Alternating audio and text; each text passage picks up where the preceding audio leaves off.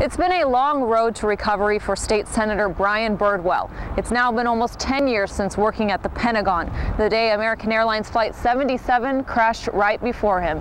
Now, the news of last night brings a sense of relief. What kind of situation she's looking at as far as casualties and whatnot. It was just before 10 a.m., September 11th, 2001. The Pentagon still intact. State Senator Brian Birdwell had just stepped into the hallway. Moments later, the scene before you happened just yards away from him. I was 15 to 20 yards from the impact point and was horrifically burned, and I've been reconstructed and rebuilt. Sitting on the floor of the state Senate today, those who don't know his history might never realize what he's overcome. Birdwell was critically injured and suffered severe burns over 60% of his body. Nearly half were third degree. For months, his arms were fused in place. Life in a burn unit is brutal.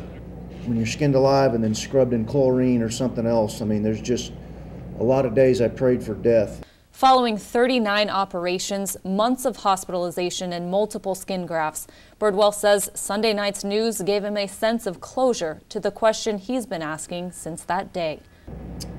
I knew he would see the day that he died. The question was it of natural causes or ours? And it was ours, and that's good. A self-proclaimed devout Christian, Birdwell says his faith never wavered through his long road to recovery. His personal views on the hunt for Osama bin Laden justified. You know, Scripture tells us to love your enemies. That is an exceedingly difficult standard to live up to that the Lord gave us. But in any attempt to try to love your enemy does not assuage the requirement for justice.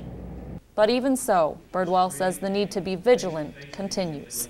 Is the war on terror over with? No, because the culture that foments this hatred, the culture of terrorism isn't dead.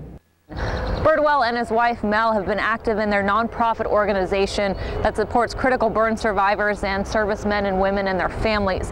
Birdwell retired from the Army in 2004. He has been serving as a state senator since a special election in June of 2010. Reporting at the state capitol, Karina Kling, YNN.